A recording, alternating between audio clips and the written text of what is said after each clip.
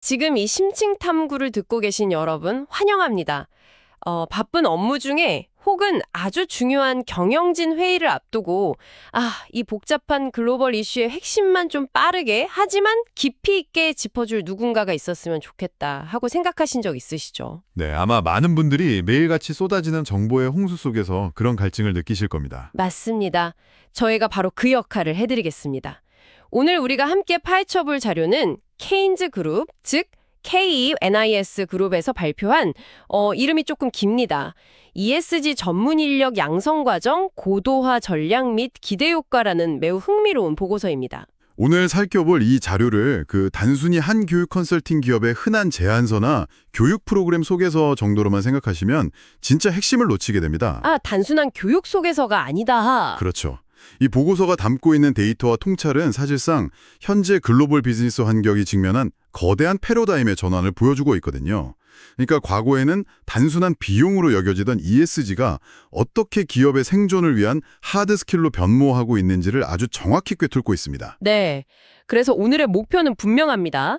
왜 하필 2026년이 전 세계 모든 수출 기업과 대기업들에게 단순한 규제 준수를 넘어선 생존의 원년이 되었는지, 그리고 간판만 훌륭하게 달아놓고 속은 텅 빈 이른바 빈 조직들을 어떻게 실무 역량으로 무장한 진짜 데이터 엔지니어급 전문가 집단으로 탈바꿈시킬 수 있는지 그 구체적인 해법을 찾아보는 겁니다. 아주 중요한 미션이네요. 자, 이 내용을 하나씩 펴보죠. 보고서에 명시된 핵심 규제 타임라인을 보면 왜 지금 기업들이 약간 패닉 상태에 빠져 있는지 단번에 이해가 갑니다.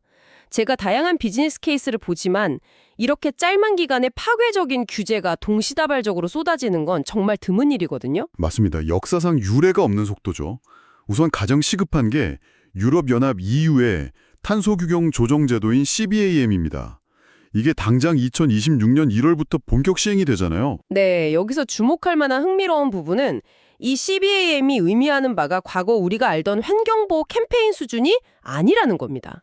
캠페인이 아니라 실전이다. 그렇죠. 철강이나 알루미늄, 시멘트 같은 탄소 집약적 제품을 유럽에 수출하려면 제품을 만들 때 배출한 탄소 장만큼 일종의 세금을 내야 한다는 뜻입니다.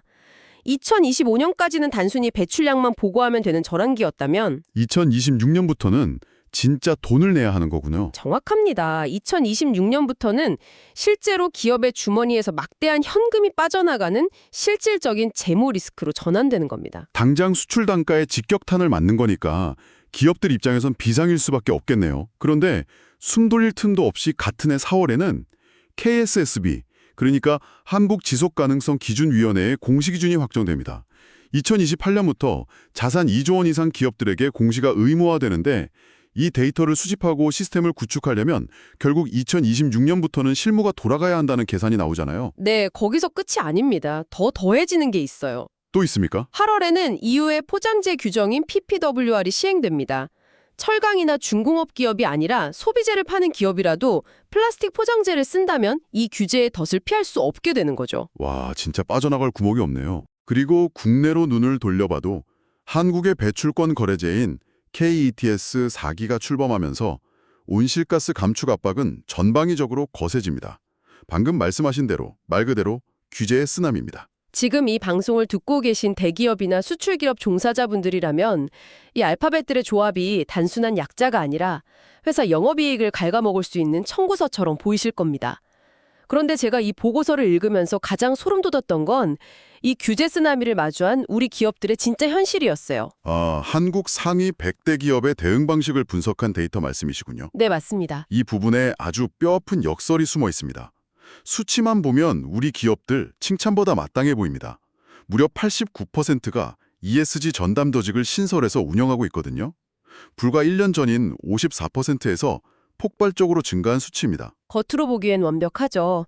홈페이지 들어가면 지속가능 경영위원회도 있고 화려한 보고서도 매년 올라오고 사진도 아주 멋지게 찍혀 있고요. 하지만 그 조직들의 실상을 들여다보면 충격적인 결과가 나옵니다.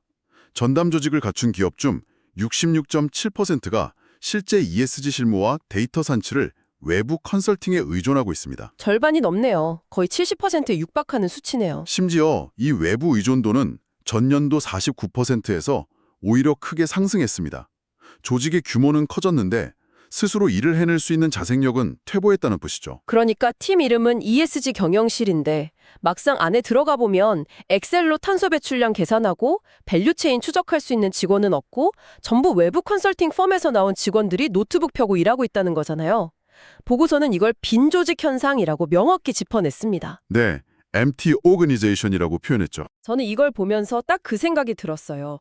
최고급 오븐에 미슐링 레스토랑급 주방기구를 잔뜩 사놓고 우리도 훌륭한 주방을 갖췄다라고 홍보하는데 정작 불을 켤 줄 아는 셰프가 없어서 매일 비싼 배달 음식을 손님상에 내놓는 꼴이죠. 아주 적절하고 뼈 때리는 비유입니다. 여기서 더 큰 문제는 그 비싼 배달 음식을 시켜 먹는 과정에서 발생하는 정보의 비대칭성과 자산의 유출입니다. 자산의 유출이요? 네. 컨설팅 펌이 화려한 최종 보고서를 만들어주고 떠나면 기업 내부에는 그 데이터가 어떻게 산출되었는지에 대한 노하우가 전혀 남지 않습니다. 규제는 매년 더 첨첨해지는데 매년 더 비싼 컨설팅 비용을 지불해야만 하는 악순환에 빠지는 거죠. 언제까지 그 비용을 감당할 수 있을까요? 심지어 앞으로는 돈을 줘도 컨설턴트를 구하지 못할 수도 있다는 분석도 보고서에 있던데요. 그게 바로 가장 치명적인 부분입니다. 보고서가 인용한 인력 수급 전망을 보면 2025년부터 2029년 사이에 과학 및 공학 전문 인력이 약 58만 명이나 부족할 것으로 예측됩니다. 58만 명이요? 엄청난 숫자네요. 네, 과거의 ESG가 홍보나 PR 부서의 글쓰기 역량에 의존했다면 지금의 ESG는 밸류체인 전체의 탄소 데이터를 수집하고 수학적으로 모델링하는 완벽한 이공계, 즉 데이터 엔지니어링의 영역으로 넘어왔기 때문입니다. 내부 인력을 지금부터 양성하지 않으면 2에서 3년 뒤에는 규제 대응 자체가 물리적으로 불가능해질 수 있습니다. 와, 여기서부터가 정말 흥미로워지는 지점인데요. 그렇다면 이 속빈 강정 같은 빈 조직을 어떻게 진짜 실무 전문가들로 꽉 채울 것인가? 케인즈그룹은 기존의 지루하고 형식적인 직무 교육을 완전히 탈피할 5가지 전략축을 제시합니다. 네, 5대 전략축이죠. 그런데 제가 기업 교육 프로그램을 많이 봐봤지만 첫 번째 축인 규제 연동 커리큘럼에서 약간 의구심이 들었어요. 규제 변동을 모니터링해서 확정된 지 2주 이내에 교재에 반영한다는 건데 솔직히 대기업에서 기한 하나 올리고 결제받는 데만 2주가 걸리잖아요. 이게 현실적으로 가능한 목표인가요? 충분히 의심할 만한 부분입니다. 기존의 연단위 커리큘럼 업데이트 방식이 익숙하다면 불가능해 보일 수 있죠. 하지만 ESG 규제 환경의 속도를 고려하면 이건 선택이 아니라 필수 조건에 가깝습니다. 필수 조건이다. 네, 작년에 배운 내용이 올해는 기업을 범법자로 만들 수도 있는 분야니까요.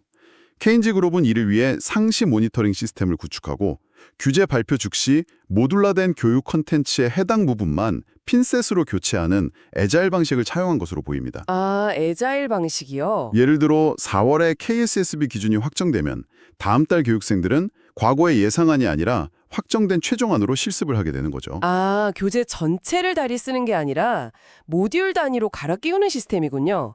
그렇다면 납득이 갑니다. 그리고 제가 이 보고서의 백미라고 꼽고 싶은 게 바로 두 번째 축, 산출물 생성형 실습입니다. 저도 그 부분을 아주 높게 평가합니다. 우리가 보통 직무교육 가면 어떻습니까? 점심 먹고 나면 졸리고 강사님은 일방적으로 떠들고 마지막 날 수료증 한 장 들고 사무실에 복귀하면 하루 만에 다 까먹잖아요. 기존 교육의 한계를 아주 정확히 짚으셨습니다. 기업들이 외부 컨설팅을 끊지 못하는 이유도 직원을 기껏 교육 보내봤자 막상 실무에 적용할 수 있는 아웃풋, 즉 산출물을 가져오지 못하기 때문입니다. 그래서 이 보고서는 해설, 사례, 실습, 산출물이라는 4단계 순환 모델을 강력하게 제안하죠. 구체적으로 어떤 산출물을 말하는 건가요? 교육생이 교육장문을 나설 때 단순히 필기한 노트만 들고 가는 게 아닙니다.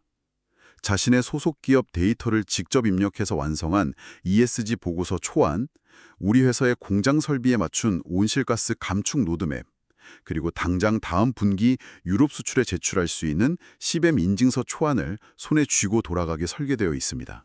와, 그건 정말 게임 체인저네요. 내일 당장 사무실 책상에 앉아서 상사에게 보고서 초안을 던져줄 수 있는 무기를 벼려주는 거잖아요. 남이 만든 레시피만 달달 외우고 오는 게 아니라 당장 내일 우리 식당 메뉴판에 올릴 신메뉴를 직접 요리해보고 그 결과물을 들고 오는 셈입니다. 네, 실제 데이터가 이를 증명합니다. 교육생의 94%가 이런 산출물 중심의 실무 역량 교육이 기업의 규제 대응과 신뢰 구축에 직접적으로 기여한다고 응답했죠. 좋습니다. 내실 있는 커리큘럼과 당장 쓸 수 있는 산출물. 그럼 나머지 세 번째, 네 번째, 다섯 번째 축은 이 훌륭한 시스템을 어떻게 유지하고 평가할 것인가에 대한 내용이겠군요. 맞습니다. 세 번째 축은 10인의 전문가 교차 검증을 통한 품질 보증 체계고요. 제가 분석가로서 더 눈여겨본 것은 네 번째 디지털 융합 교육과 다섯 번째 성과 기반 환류 체계입니다. 성과 기반 환류 체계요? 네, 특히 성과 측정에 있어서 단순히 만족도 조사로 끝나는 게 아니라 커크패트릭 4단계 평가 모형을 도입했다는 점이 핵심입니다. 커크패트릭 모델이요?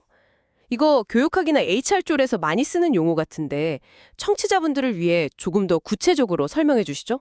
쉽게 말해서 1단계는 강의가 재미있었나, 강사님이 친절했나 이걸 묻는 만족도 조사입니다. 대부분의 기업 교육이 여기서 끝나버리죠. 하지만 이 프로그램은 3단계, 4단계까지 집요하게 추적합니다. 어떻게 추적을 하죠? 교육이 끝난 지 쓴 후에 그 직원이 배운 내용을 실제 업무에 적용하고 있는지, 적용률 70%를 달성했는지 현업에서 평가합니다. 만약 현업 적용이 안 되고 있다면 왜 안 되는지 원인을 분석해서 보강을 진행하죠. 와, 3개월 뒤까지 추적 테스트를 한다고요? 직원들 입장에서는 꽤나 피곤하겠지만 회사 대표님들 입장에서는 투자한 교육비가 허공으로 날아가지 않는다는 확실한 보증 수표가 되겠네요. 심지어 4단계 평가는 1년 후에 이루어집니다. 1년 후에요? 네. 그 직원이 속한 기업이 실제로 ESG 보고서를 발간했는지, 규제 대응으로 인한 재무적 성과는 어땠는지, 기업 단위의 임팩트까지 추적하는 겁니다. 일회성, 이벤트성 교육이 아니라 기업의 체질을 바꾸는 장기적인 파트너십을 맺겠다는 강력한 의지죠. 그렇다면 이 모든 게 우리에게 무슨 행기일까요? 산출물을 만들고 1년 뒤까지 성과를 추적하는 이 고도화된 교육 과정이 훌륭하다는 건 이제 알겠습니다. 하지만 경영진을 설득하려면 결국 숫자가 필요하잖아요. 기업은 결국 숫자로 움직이니까요. 네, 이 교육의 예산과 직원들의 금쪽 같은 시간을 투입할 만큼의 압도적인 투자 대비 효익, 즉 ROI가 존재하나요? 숫자로 명확하게 설명이 가능합니다. 이 보고서의 ROI 분석 섹션이 굉장히 흥미로운데요. 한국 수출 기업들이 당장 2026년부터 2034년까지 부담해야 할 EU CBAM 관련 누적 비용이 무려 5,880억 원에 달할 것으로 전망됩니다. 5,880억 원이요? 와, 중견 수출 기업들 입장에서는 이건 단순한 세금을 넘어서 그냥 영업이익 전체가 날아가는 수준의 사형 선고 아닙니까? 철강이나 알루미늄 파는 회사들은 정말 눈앞이 깜깜해질 수치네요. 네, 선제적으로 대응할 것인가. 보고서는 만약 이 산출물 중심의 실전 교육을 통해 내부 역량을 내재화하고 생산 공정의 탄소 데이터를 스스로 최적화해서 그 5,880억 원의 비용 중 단 10%만 절감한다고 가정해도 약 588억 원의 직접적인 경제적 효익이 발생한다고 분석합니다. 몇백 명의 직원을 교육시키는 비용을 생각하면 588억 원의 절감 효과는 그야말로 비교가 불가능한 엄청난 ROI네요. 거기에 더해 매년 수천만 원, 많게는 수억 원씩 외부 컨설팅 펌에 갖다 바치던 수수료까지 절감할 수 있으니까 이 교육은 비용이 아니라 완벽한 방어적 투자인 셈이군요. 이것을 더 큰 맥락과 연결해보면 이 양성 과정의 진짜 가치가 보입니다. 이 프로그램은 단순한 기업 교육이나 공공기관의 수탁사업 하나를 잘 운영하겠다는 차원을 훌쩍 넘어섭니다. 국가 차원의 이야기로 확장되는 건가요? 네, 보고서는 국가의 4대 핵심 정책 축과 이 교육을 정교하게 매핑하고 있습니다. 환경부의 2050 탄소 중립 로드맵 달성, 금융위원회의 ESG 공시 의무화 안착, 산업통상자원부의 수출기업 글로벌 경쟁력 방어, 그리고 국제 이니셔티브와 연계한 글로벌 협력까지. 즉, 이 교육은 특정 기업의 이익을 넘어 국가 전체의 수출 방어선을 구축하기 위한 필수적인 인적 인프라를 까는 작업입니다. 듣고 보니 그렇네요. 어떤 정치적 입장이건 간에 대한민국처럼 수출로 먹고 사는 나라에서 기업의 경쟁력을 방어하고 무역 장벽을 넘기기 위한 이런 데이터 기반의 인적 인프라 구축은 반론의 여지가 없는 필수 과제일 수밖에 없겠습니다. 동의합니다. 현실적인 생존의 문제니까요. 자, 이제 쉼 없이 달려온 오늘 심층 탐구의 흐름을 요약해 보겠습니다. 2026년 CBAM과 KSSB를 필두로 한 글로벌 규제의 쓰나미가 몰려옵니다. 이제 ESG는 착한 기업처럼 보이기 위한 포장지가 아니라 기업의 생사가 걸린 데이터 과학이자 재무적 생존의 문제가 되었습니다. 맞습니다. 하지만 우리 기업들의 66.7%는 여전히 외부 컨설팅에 기대며 내실이 텅 빈 빈조직 상태에 머물러 있죠. 이 위기를 돌파하기 위해 케인즈 그룹은 2주 만에 최신 규제를 반영하는 민첩한 커리큘럼, 그리고 교육이 끝남과 동시에 실무에 즉각 투입할 수 있는 산출물을 직접 만들어내는 혁신적인 교육 모델을 제시했습니다. 아주 명쾌한 요약이네요. 지금 이 방송을 들으며 출근하시는 청취자 여러분, 여러분의 회사는 지금 어디쯤 서 있습니까? 값비싼 컨설턴트들이 떠나고 나면 아무것도 남지 않은 빈조직입니까? 아니면 데이터를 쥐고 규제와 싸워 이길 내부의 진짜 전문가를 길러내고 있습니까? 이는 매우 중요한 질문을 하나 던집니다. 오늘 우리는 케인즈 그룹의 보고서를 통해 규제가 너무나도 파괴적으로 빠르게 변하기 때문에 단 2주 만에 커리큘럼을 업데이트해야 한다는 엄청난 과제를 확인했죠.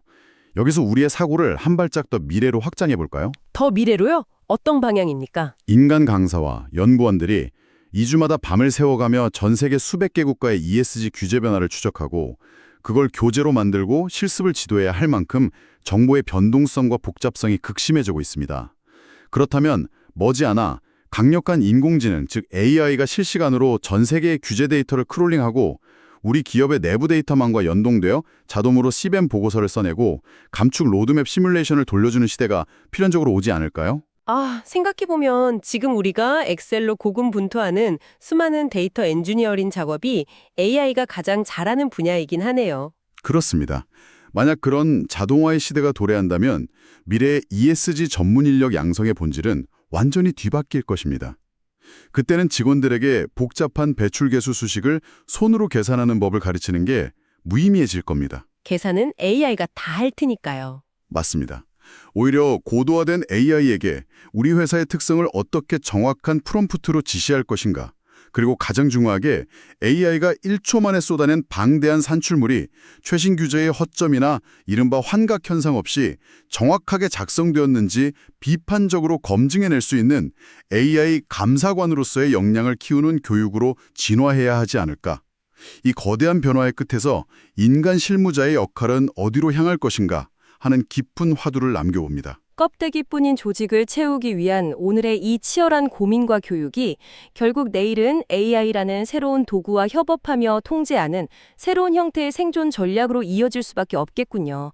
청취자 여러분도 오늘 출근길에 혹은 다가오는 회의에서 여러분의 업무 환경과 기업의 전략을 이 인사이트에 비추어 한번 깊이 생각해 보시길 바랍니다.